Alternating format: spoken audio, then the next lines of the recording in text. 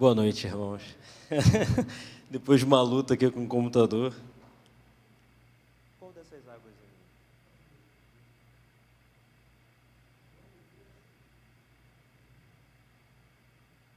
Graças a Deus. Irmãos, então, boa noite. Vamos ficar de pé. Vamos abrir nossas Bíblias no Salmo 14.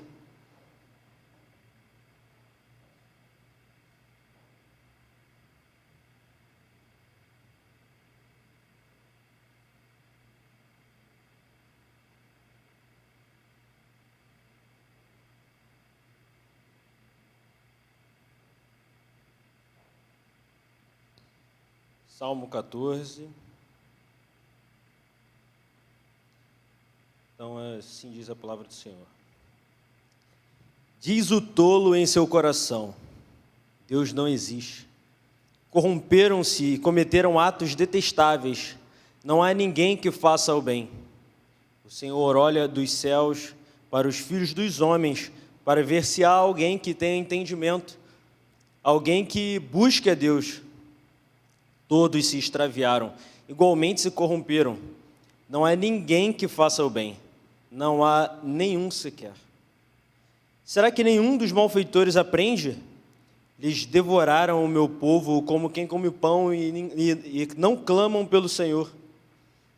Olhem, estão tomados de pavor, pois Deus está presente no meio dos justos. Vocês, malfeitores, frustram os planos dos pobres, mas o refúgio deles é o Senhor. Ah, se de Sião viesse a salvação para Israel, quando o Senhor restaurar o seu povo, Jacó exultará, Israel se regozijará. Ah, Senhor, pedimos que o Senhor nos acompanhe, que o Senhor dirija minhas palavras, porque sabemos que só assim esses corações serão convencidos da Tua verdade. E se alguém aqui ainda não tem seu coração transformado, Senhor, que só através do Teu Espírito Santo, não pelas minhas palavras, esse coração pode ser convertido a Ti, Pai. Então, nos guia, em nome de Jesus. Amém. Vamos sentar. Irmãos, o Salmo 14, como o Salmo 53, foi escrito por Davi, São salmos bem semelhantes, mas o que eles têm de comum é que a gente não tem ideia da situação que Davi estava passando quando ele escreveu isso. Por que ele escreveu, a gente consegue entender pelo contexto, pelo conteúdo do Salmo, mas por que o contexto que ele estava vivendo, o que motivou ele exatamente a escrever esse Salmo, a gente não sabe. A gente consegue entender uma coisa, que ele está falando aqui para o povo dele. O Salmo 14, ele está se dirigindo ao povo israelita. Tanto pelo conteúdo que a gente acabou de ler, como também porque o apóstolo Paulo, muitos anos depois, ele cita esse salmo, como também o Salmo 53, que vocês pararem para ler, vocês vão ver que é o mesmo salmo escrito com algumas palavras diferentes. Ele cita esse mesmo salmo em Romanos 3, dizendo que que essas palavras se aplicam àquelas pessoas que estão subordinadas à lei. A discussão de Romanos 3 é sobre a diferença entre os gentios e os judeus, aqueles que conheceram a lei e aqueles que não conheceram a lei. Mas eu não vou falar de Romanos aqui, né, porque vocês já passaram de versículo a versículo, né, por muito tempo aqui. Então, o primeiro versículo começa: diz o tolo em seu coração. Então, vamos já dividir essa frase em dois. Começa dizendo, diz o tolo. Algumas outras versões falam o insensato. Essa palavra tolo aí é a tradução de uma palavra hebraica, que é Nabal, que ela é sim tolo, é uma pessoa que tem falta de conhecimento, uma pessoa insensata, ou seja, que não participa de um senso comum, mas não apenas isso, é uma pessoa que é deliberadamente insensata. Essa palavra ela é usada para um extremo insensato, para um extremo tolo, alguém que É aquele tipo de tolo que Salomão diz em Eclesiastes, que diz em Provérbios, aquele tipo de pessoa que é louco, é considerado louco. Esse louco, esse Nabal, ele diz em seu coração. E como já teve até um congresso, né, Mente e Coração, o João já pregou aqui sobre, até também falando sobre o livro, Você é aquilo que você ama, e falando sobre o que a Bíblia quer dizer com coração, como centro das nossas atividades mentais, como centro do nosso conhecimento, como centro das nossas vontades. E a Bíblia diz, falando sobre o coração, que aonde está o nosso tesouro, ali está o nosso coração. É interessante, porque logo depois, esse tolo perverso, completamente levado pela insensatez, ele diz em seu coração, o que tem no centro da sua vida, no centro da sua vontade, a afirmação que está no centro do seu ser é: não a Deus. Mas quando a gente nega alguma coisa, se ele diz não a Deus, eu preciso questionar aqui o que seria esse tal Deus. O que ele está negando? Para ele dizer que não há, que não existe. Para os israelitas, eles têm ali uma cultura bem religiosa, e é assim até hoje. Eles olham para esse Deus como o Deus criador de todas as coisas, um Deus poderoso, um Deus pessoal, um Deus que tem um relacionamento com o seu povo, mas não só isso, um Deus que ele é regulador e juiz. Esse Deus, agora pensando como um judeu que nega esse Deus, então ele está negando que existe, que todas essas coisas que foram por ele criadas, não foram por ele criadas. Elas são como são, porque são como são. Ele está dizendo que a regulação do mundo, o regulamento universal, as leis naturais, elas são essas porque elas são essas. Não há Deus. A lei e a moral, ela tem um propósito simplesmente de regular a sociedade, porque não há um Deus juiz. Eu não vou dar conta de nada disso. Essa é a ideia que ele precisa negar quando ele diz que não há Deus. E é muito bem traduzido aqui, ou melhor, a palavra que é usada aqui para Deus é Elohim, que é usada no hebraico normalmente para falar sobre a essência de Deus. E muitas das vezes no Velho Testamento, a palavra Elohim é quando está escrito no Velho Testamento juiz, com letra maiúscula, normalmente é a tradução de Elohim. Porque ele está pensando nessa essência de Deus como um Deus regulador, como um Deus juiz, como um Deus, o Deus da lei. Para os gentios, a ideia de Deus ela é um pouco mais simples. Eles acabavam cultuando aquilo que eles não entendiam, mas que eles dependiam. Então, chovia, eles necessitavam de chuva. Então, acabavam adorando o Deus da chuva, criavam um Deus da chuva. E isso em diversos outros, Thor, o Deus do trovão, e assim em diversos outros e milhares de deuses.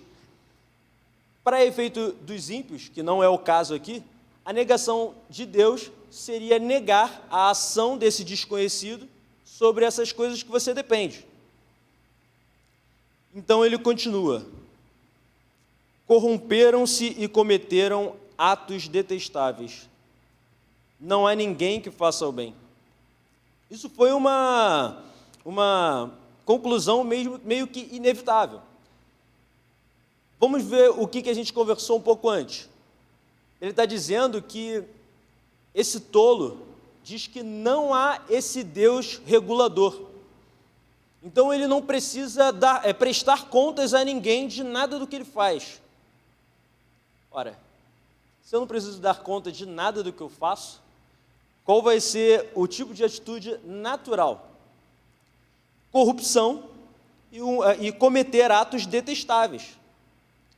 E aí a conclusão de Deus, de Davi olhando, é que não há ninguém que faça o bem. Ele entra no versículo 2 e ele começa a falar sobre uma coisa muito difícil de se pensar.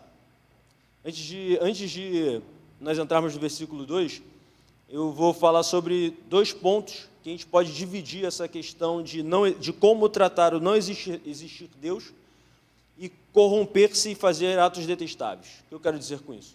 Em Romanos 1, por exemplo, a Bíblia mostra o extremo que o pecado pode levar. Ou seja, Deus entregando os homens a pecados detestáveis. Então, homens que, já que não existe Deus e eu não preciso dar contas de nada para ninguém, eu posso matar, eu posso mentir, eu posso fazer todas as loucuras que vocês podem imaginar, dos piores homens do mundo, eu posso fazer, porque no final de tudo, eu não vou prestar contas a nada. Eu posso ser um homem essencialmente mau. E daí?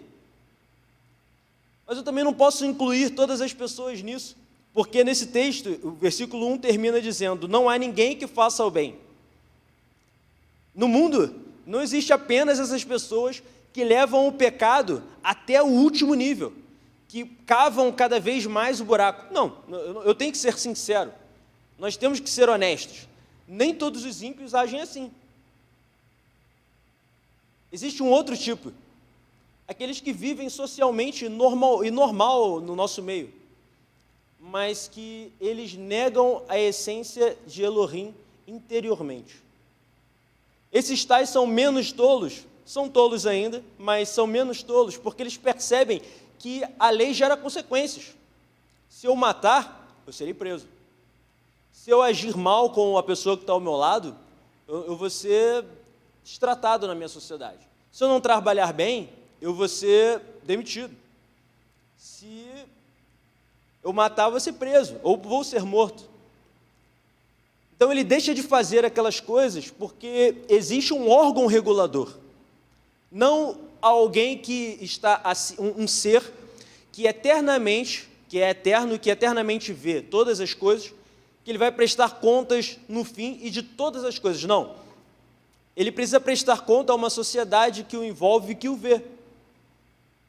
Mas isso de forma alguma inclui o que ele pensa, o que ele deseja. Então, ele consegue se subordinar a essa regulação, mas ele age como se não houvesse Deus, um Deus que está morto. Então esse cara ele vai viver socialmente bem, mas ele vai viver com uma moral diferente da nossa cristã. Então a gente chega no versículo 2. O Senhor olha dos céus para os filhos dos homens, para ver se há alguém que tenha entendimento, alguém que busque a Deus. Irmãos, essa parte, ela é aterrorizante. Eu digo aterrorizante porque a realidade aqui é que ele primeiro começa a tratar assim, o Senhor, e ele já não está falando mais Elohim aqui, ele está falando Yahvé, ele está falando Jeová. Então agora ele está não falando apenas do Elohim, a essência de um Deus regulador, mas agora é como se Deus, no trono dele, levantasse pessoalmente e olhasse para os filhos dos homens. Só que esse olhar não é o olhar que nós normalmente falamos da Bíblia. Não é o olhar de Deus cheio de misericórdia. Não é um olhar do Deus cheio de amor. Claro que é o mesmo Deus, só que esse olhar é o olhar de ira. É o olhar de ira porque ele está olhando para baixo e está vendo que não há ninguém que busque a Deus. Não há ninguém que tenha entendimento. Eu estou falando que isso é assustador, porque se Deus é juiz, se Deus ele é Elohim, ele não vai deixar impunes os tais pecados que ele tanto vê e todos os dias vê. A Bíblia diz em Jó, que foi até a última pregação que eu preguei aqui, que o diabo andava sobre a terra, né, ele vasculhava a terra. A Bíblia diz que ele fica às espreitas, procurando a quem devorar. Isso seria uma visão assustadora. Alguém que está a todo momento ao seu redor, procurando uma falha, porque ele tem uma armadilha certa para você. Mas o pior, aqui, o inimigo é muito pior. O inimigo é muito pior. Porque ele não está vendo, ele não está te prescrutando, como diz a palavra, ele não está ao seu derredor, ele está vendo de dentro de você, ele está em todos os lugares.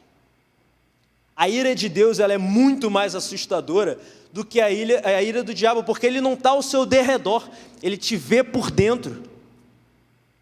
Ele te vê por dentro, e não só isso, ele sendo o Elohim, esse tal Elohim que você nega, ele tem esse poder como juiz de fender a terra e jogar todos no inferno.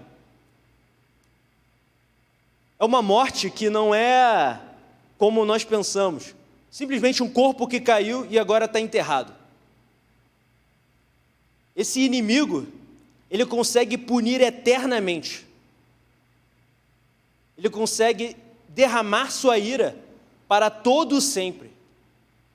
Mas não só isso. Ele não tá vendo apenas o que você demonstra. Ele está vendo o íntimo do seu coração, entendendo a intenção de cada ato, inclusive aquilo que você deixa de fazer e por quê. Meus irmãos, é muito mais assustador do que quando uma criança fica com medo do escuro porque ele viu um filme um pouco pior, porque de noite pode ter alguém ali do seu lado olhando e tentando te fazer mal. É muito pior do que isso. Porque ele está vendo até seus sonhos, ele não está simplesmente ao seu lado ali. Ele está até dentro dos seus sonhos, entendendo o que você está fazendo. Ele é um juiz muito mais assustador. É muito pior. Depois ele chega no versículo 3.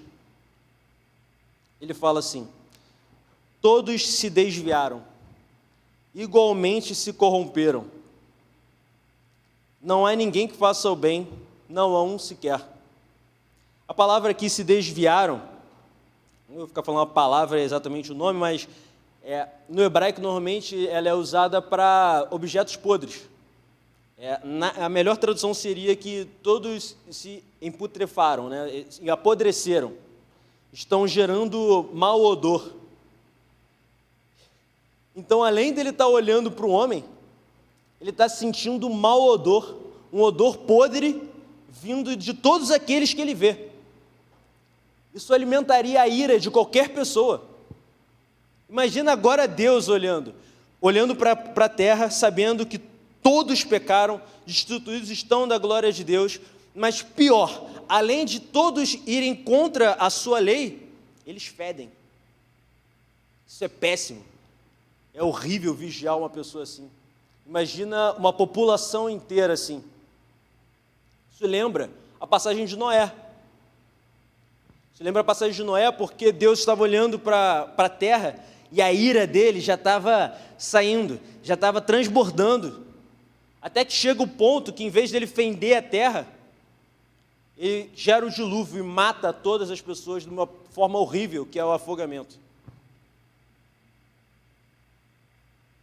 Irmãos, a ira de Deus é muito pior do que a ira, sei lá se eu posso dizer assim, de Satanás. Esses dois versículos, eles nos mostram uma outra verdade também. Uma verdade até que já vai ser trabalhada nesse projeto que o João vai ter aqui sobre os 5 pontos, que mostra a depravação total. Por quê?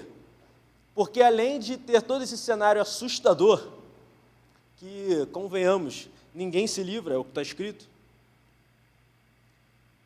ele diz que não há nenhum que busque a Deus. Quando ele diz que não há ninguém que busque a Deus, ele tira até a ideia de que alguém poderia, de repente, abrir os olhos e falar assim: meu Deus, me salva. Meu Deus, vem até aqui.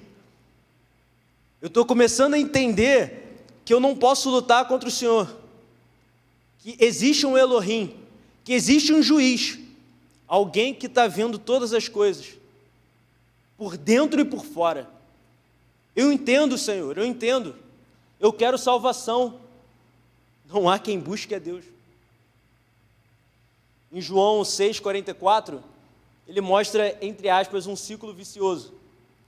Diz assim: ninguém pode vir a mim se o Pai que me enviou não o atrair. e eu ressuscitarei no último dia. Então, para chegar, isso é Jesus falando, para chegar a Jesus, precisa que o Pai o leve. Então, chegamos em João 14,6, que diz assim: respondeu Jesus: eu sou o caminho, a verdade e a vida. E olha só, ninguém vai ao Pai senão por mim. Então, peraí, vamos lá. Não há ninguém que busque a Deus. Mas para ir já é um problema. Mas se alguém buscasse, como ele chegaria a Deus? Se ele só chega a Deus se for por Cristo. Mas peraí. Piora a situação. Se ele for a Cristo, ele não chega a Deus. Porque só se chega a Deus se for por Cristo. Então só se chega a Deus por Cristo e só se chega a Cristo por Deus. É um ciclo fechado.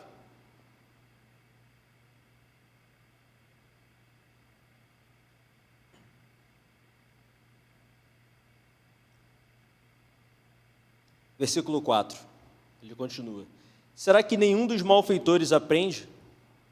Eles devoram o meu povo como quem come pão e não clamam pelo Senhor. Espera aí, chegou um problema aqui. Esses malfeitores não aprendem, eles devoram o meu povo. Eles não... Que povo é esse? Porque ele olhou para baixo e não viu ninguém que buscasse a Deus, ninguém que entendesse. Ele não via nenhum sequer que fizesse o bem. Mas, meus irmãos, olhem lá em cima, no versículo 2. Vamos lá de novo no versículo 2. Ele diz assim: o Senhor olha dos céus para os filhos dos homens. Agora vamos voltar lá. Será que nenhum dos malfeitores aprende? Eles devoram o meu povo como quem come pão e não clamam pelo Senhor. Então, se todas as pessoas aqui, Deus olhou e viu que ninguém buscava, ninguém entendia, não havia nenhum sequer que fazia o bem, eu não posso excluir ninguém. Esses tais filhos dos homens estavam completamente corrompidos. Mas ele aqui mostra que existe um tal povo que é injuriado também por esses malfeitores tolos, que não buscam a Deus de forma alguma. Digo mais, se eles buscassem, eles encontrariam salvação, mas eles não buscam. Que povo é esse? Irmãos, em João 1, versículo de 10 a 13, diz assim: aquele que é a palavra estava no mundo, e o mundo foi feito por intermédio dele, mas o mundo não o reconheceu. Veio para os seus, mas os seus não o receberam. Contudo, aos que o receberam, aos que creram em seu nome, deu-lhes o direito de se tornarem filhos de Deus, os quais não nasceram da descendência natural, nem pela vontade da carne, nem pela vontade de algum homem, mas nasceram de Deus. Agora faz sentido, porque quando Deus olhou para a terra, Ele olhou para os filhos dos homens. Ele não estava olhando para o seu próprio filho, Ele estava olhando para o filho dos homens. Aqui Ele está mostrando que dentro dessa mesma terra existem duas categorias de homens. Existem os filhos dos homens e existem os filhos de Deus. Esses tais filhos de Deus não nasceram da carne. Eles não foram a Deus por si próprios e também não foram a Deus por vontade de algum outro homem. Eles não receberam a fé porque eles simplesmente escolheram isso.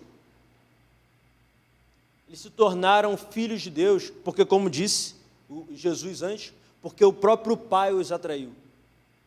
Porque pela fé que, de uma vez por todas, foi dada a esses homens, eles creram em Cristo, e isso deu o poder a esses homens se tornarem filhos de Deus. Só dá para respirar. Porque, sejamos sinceros, alguns de vocês aqui não se percebeu muito parecido com os filhos dos homens?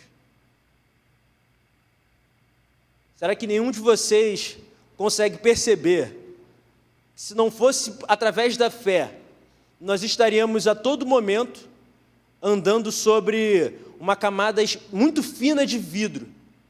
E embaixo desse vidro tem um fogo eterno que não vai consumir sua pele, ela só vai gerar dor, sofrimento. Porque seu corpo vai ser transformado, olha que boa, coisa boa. Mas é uma coisa péssima, uma notícia horrível. Porque o fogo não vai te queimar. Não vai consumir você, melhor, vai queimar, mas não vai te consumir. A agonia não vai te gerar morte, nunca acaba. E aí, rebobinei. Se a gente não parasse para pensar nisso, e olhássemos o cenário do mundo, nós poderíamos cair em inveja. Porque, poxa, não vamos aos extremos, não vamos pensar em Hitler, não vamos pensar numa pessoa que está no fim do poço contra a prostituição, ou sei lá, um serial killer. Vamos pensar no amigo do colégio, no amigo do trabalho. Aquele que, numa prova, ele chega para o lado e cola. No final, ele tira uma nota melhor que a sua. Aquela pessoa que está no seu trabalho e, numa nota, ele bota uma nota maior, ali no valor, e tira um valor. A pessoa que chega atrasado no trabalho e conta aquela mentirinha, você sai como um profissional melhor do que você. Aquele filho que conta uma história para os pais, mas a história é outra.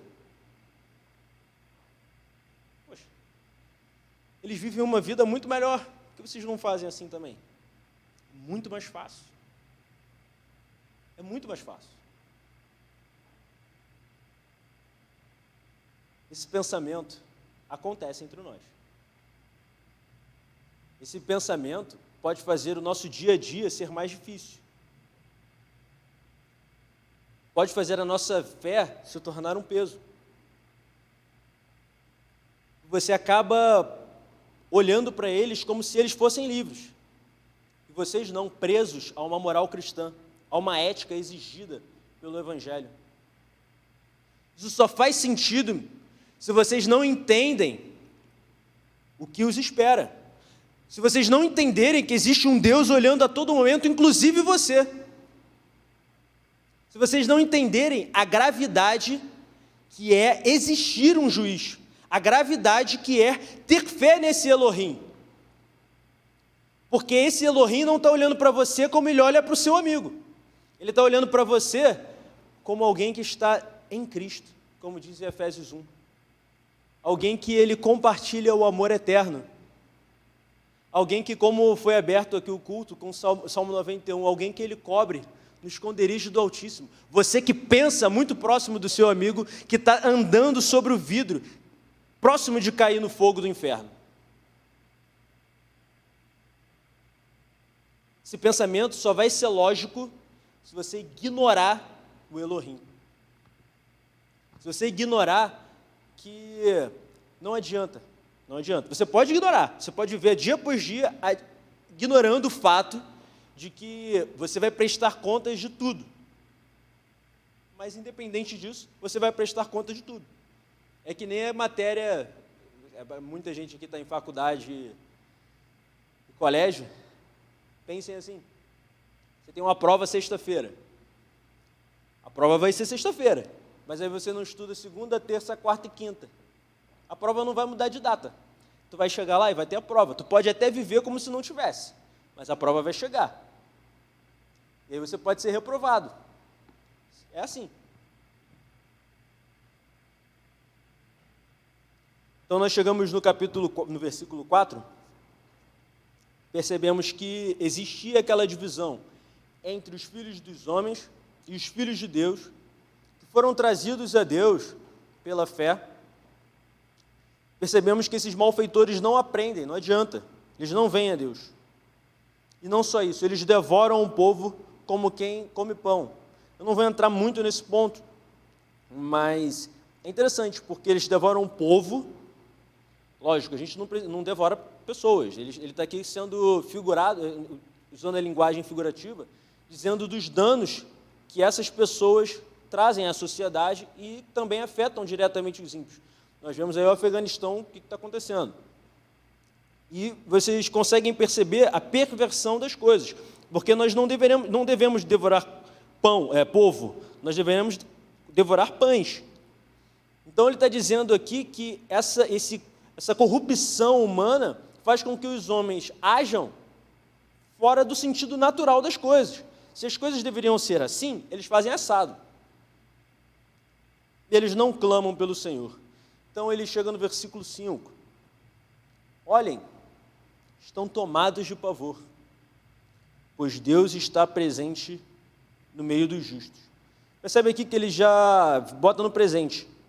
Ao mesmo tempo que ele está falando, usa que eles se corromperam no passado, que Deus olha no presente, e já fala assim, olhem, estão tomados de pavor, pois Deus está presente no meio dos justos.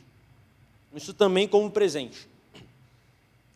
Mostrando assim um tipo de pavor meio que velado, porque você precisa procurar, você precisa olhar, olhem, eles estão tomados de pavor. Alguma coisa você não entende muito bem, porque eles mesmos não entendem. Existe algum pavor que a gente não consegue entender perfeitamente, porque a gente não conhece o contexto desse texto, então esse pavor não fica muito claro, mas o fato é, existe alguma inconstância, existe alguma coisa a menos ali. Se vocês olharem e procurarem, vocês vão achar. Mas muitas vezes esse pavor vai estar velado. Vocês, malfeitores, frustram os planos dos pobres, mas o refúgio deles é o Senhor. Ah, se de Sião viesse a salvação para Israel, quando o Senhor restaurar o seu povo, Jacó exultará, Israel se regozijará. Meus irmãos, consegui fazer um pouco no tempo que ainda tem uma boa parte. Cheguei 70%. Ele chega aqui no versículo 6 e fala assim, que esses tais malfeitores frustram os planos dos pobres. Desse ponto aqui, a gente consegue perceber que ele está colocando os pobres como os justos. Esses tais pobres, que são... tem livros que falam sobre isso no Velho Testamento, sobre ricos que afligiam pobres. E ele está colocando nesse contexto de malfeitores que vão contra pessoas indefesas, ou que não têm o que fazer, elas simplesmente são afligidas. Mas ele está dizendo que esses tais justos, esses pobres de espírito, eles têm um refúgio que é o Senhor. Eu não preciso ficar muito tempo nesse tópico, porque, irmãos, a Bíblia ela é cheia de consolo, fala sobre as armas espirituais. A Bíblia usa muito e muito tempo explicando como Deus nos refugia. No início a gente leu o Salmo 91, que eu até leria, mas eu não vou ler porque já foi lido. Ele demonstra de diversas formas como Deus pode te proteger das setas que voam no meio-dia, das pestes que andam na escuridão, das mortandades que assolam. Se os irmãos pararem para ler a Bíblia, os irmãos vão conseguir isso. Mas tem um outro lado que às vezes a gente não percebe, que é o seguinte. Vamos abrir lá em Gálatas 5, versículo 13.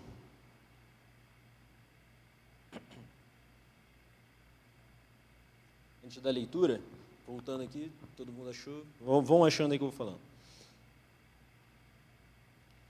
Irmãos, naquela época, eles já entendiam, Davi já conhecia o Jeová, ele estava ali como alguém que conhecia a Deus, o Deus Elohim, ele sabia que ele prestaria contas a Deus, ele sabia que existia um Deus pessoal,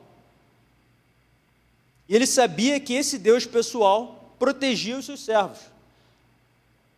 E aí no último versículo, ele dá um suspiro sobre essa salvação que viria sobre Sião. Ele não enxergava isso ainda. Isso para nós é muito lógico. Nós olhamos para a cruz com clareza aqui.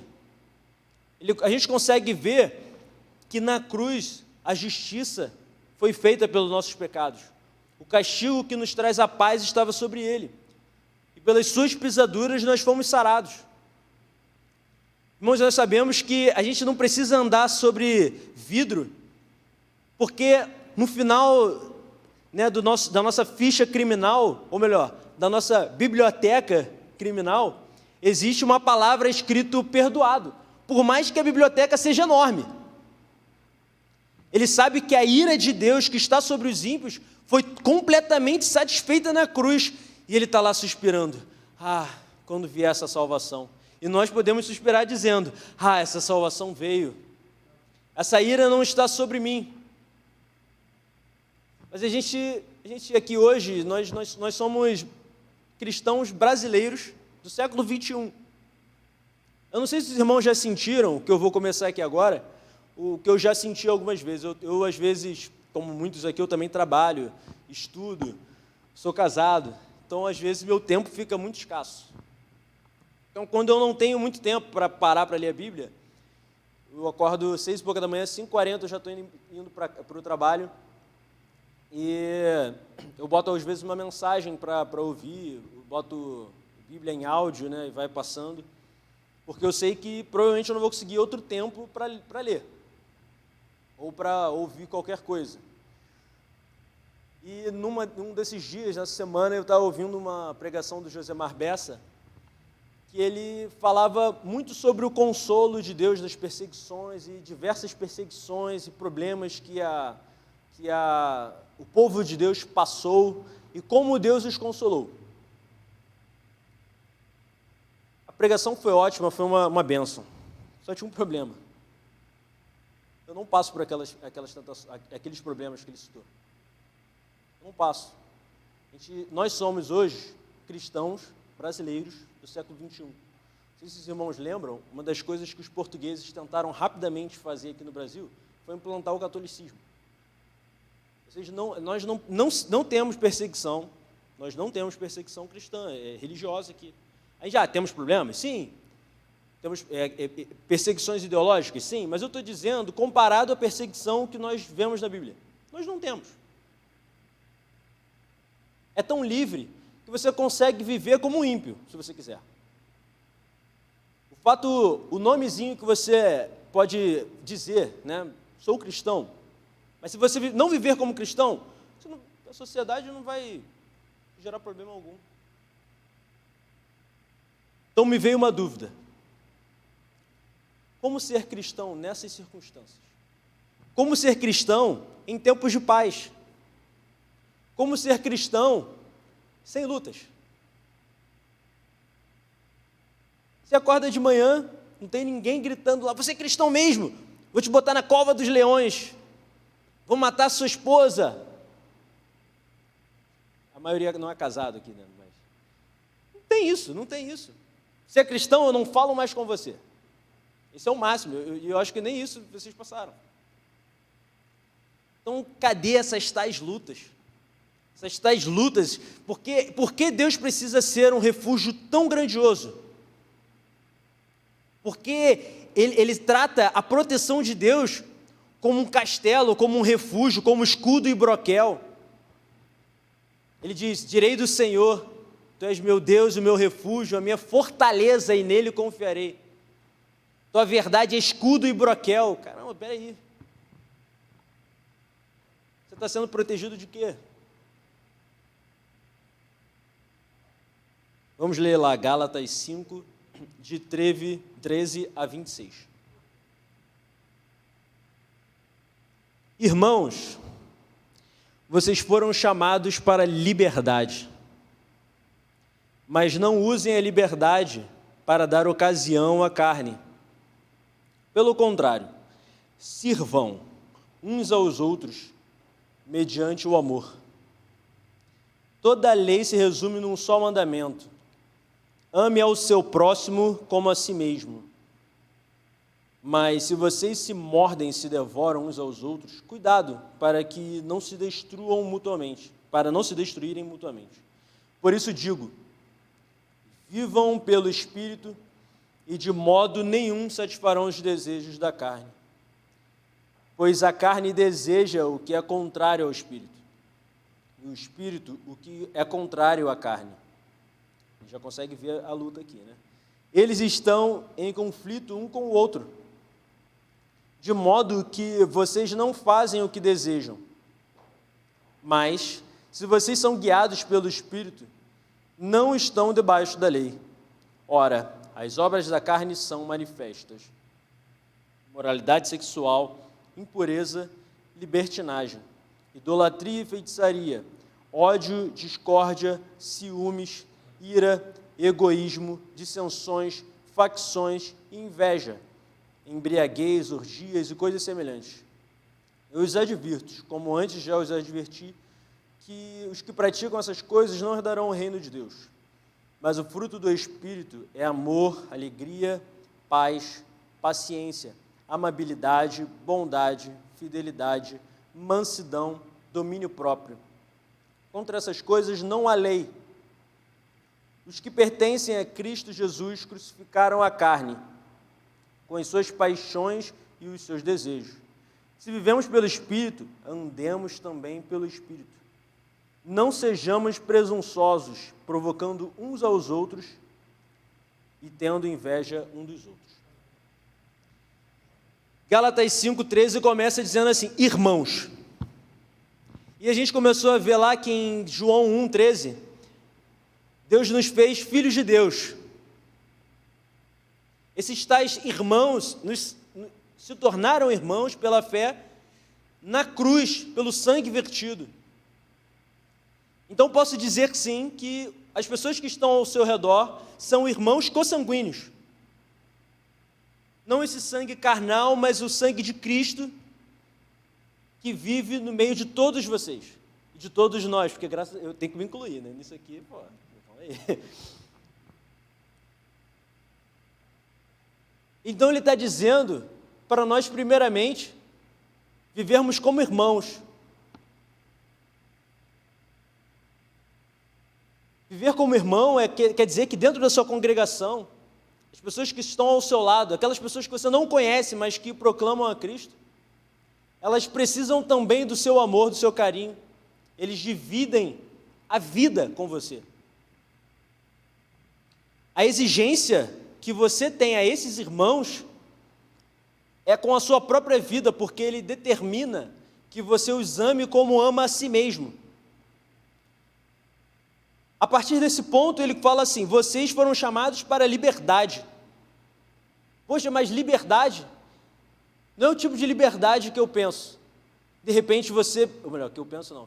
Não é o tipo de liberdade que de repente nós vamos pensar. Quando você pensa em liberdade, isso é um conceito muito discutido na filosofia. O que é liberdade?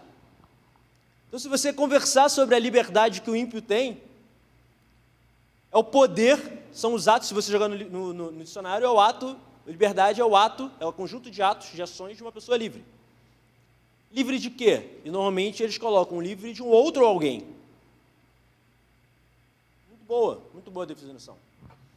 Então o ímpio consegue estar livre de todos e agir como ele quiser. Isso seria liberdade. Mas tem uma pessoa que ele não consegue se libertar. É a liberdade de si mesmo. Eles estão condenados a servir a si mesmos. Não dá para se libertar de si mesmo, só de uma forma. Não usem a liberdade para dar ocasião à carne. Pelo contrário, sirvam uns aos outros mediante o amor. Então, meus irmãos, começa por 2 pontos. Primeiro, eu pensei primeiro em agentes físicos. Nós não somos escravos, nós não somos subordinados a ninguém, nem o ímpio. Então, nós somos pessoas livres, tomamos nossas atitudes, inclusive até contrariando a lei.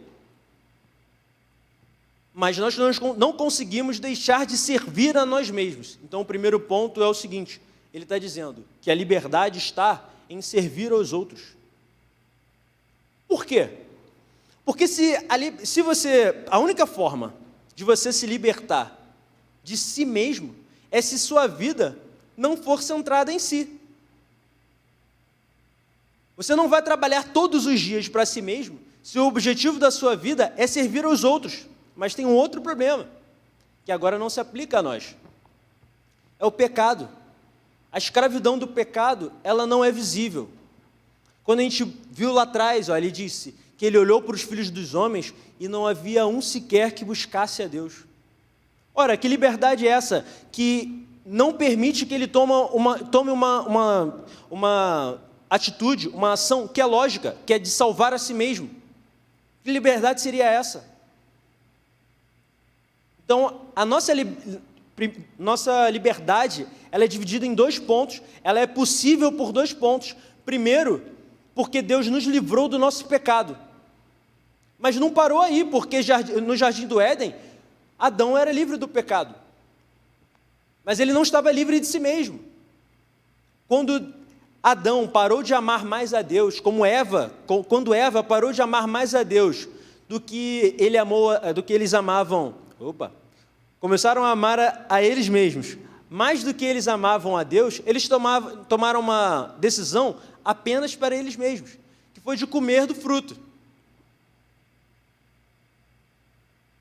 Eles tinham pecado naquele momento?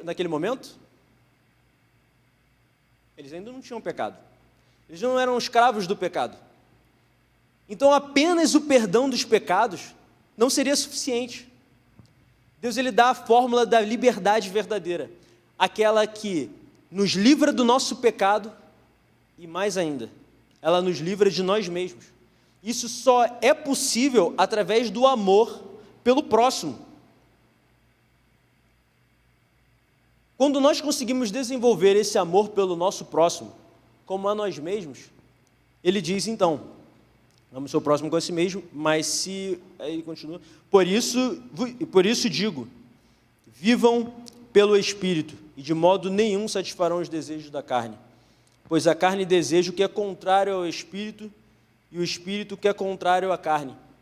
Então, os meus irmãos, se lembra que eu falei lá no início, que aquele texto de Salmo 14, ele começa se referindo aos de casa, aos domésticos, aos de Israel? Está percebendo que em Gálatas, ele está falando para os da Galácia, cristãos. Está falando para eles não se autodestruírem. E ele diz que o meu Deus, ele é o meu refúgio, ele precisa sim te proteger. Porque existe uma guerra terrível todos os dias, que você gera a si mesmo. Porque a pior escravidão é aquela centrada em si. É você fazer tudo para si mesmo. E olha como ele é sutil. Você acorda de manhã, toma seu café da manhã, vai trabalhar, vai estudar, volta, conversa, vai dormir. Sem ter falado um palavrão, sem ter xingado ninguém, sem visualmente ter pecado. Mas sabe o que é o pior? Você acabou de ignorar o Elohim. Você viveu como se não houvesse Deus. Que dia foi esse? Percebem por que o João fala todos os sábados sobre o devocional? Porque, por mais sutil que seja, você ignorou que existe um Deus. Mas ele estava ali ao seu lado quando você acordou, mantendo o seu ar. Ele estava ali mantendo as suas forças para ir para o trabalho. Ele estava fazendo ser possível você comer a comida que você come todos os dias.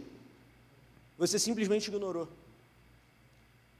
Irmãos, a escravidão de nós mesmos, ser escravo de si mesmo, é uma escravidão muito mais sutil do que aquela do pecado.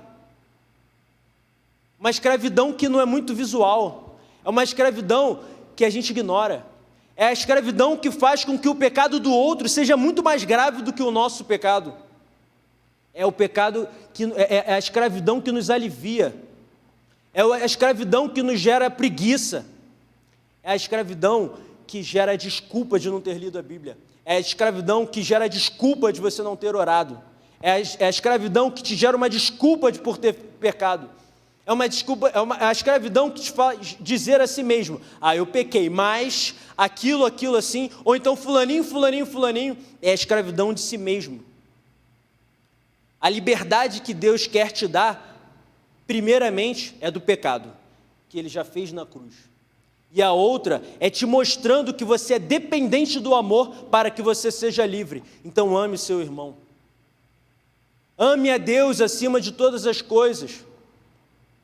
Livre de si mesmo. Irmãos, então, para terminar, ele deixa um desafio de uma vida não muito tranquila para você que vive uma vida tranquila. Num país cristão que é muito fácil ser cristão. Um país que você pode viver como você quiser, se você quiser ser espírita, cristão, seja o que você quiser. Ele diz assim: mas o fruto do Espírito é amor, alegria, paz, paciência, amabilidade, bondade, fidelidade, mansidão e domínio próprio. Contra essas coisas não há lei. Então, meus irmãos, nós acabamos de encontrar a nossa luta para o nosso dia a dia. Se você não consegue aplicar os desastres, as loucuras que Deus protegeu o povo de Israel na antiguidade, o país sendo invadido, pessoas morrendo, estupros, assassinatos, mentiras. Se você não consegue enxergar isso na sua vida, tudo bem, você tem um desafio. Viva no Espírito. Haja com amor. Seja alegre. Dê alegria. Tenha paz. E passe paz. Seja paciente com seu irmão, com todos eles. Haja com amor, com amabilidade, com benignidade em outras versões. Seja bom. Seja fiel a Deus e aos seus irmãos. Seja manso e acima de tudo não, porque é o fruto, né? E finalmente, tenha domínio próprio. Contra essas coisas não há lei. A lei não é necessária para regir alguém que luta dia a dia para manter, para gerar, para primeiramente gerar e depois manter o fruto que o Espírito deu a você. Amém?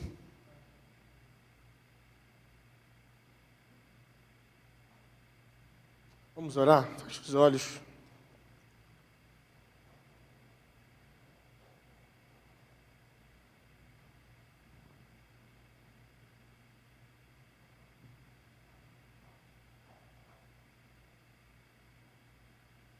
Antes de eu orar, eu quero que você faça a sua oração agora. Que todos nós, em oração, possamos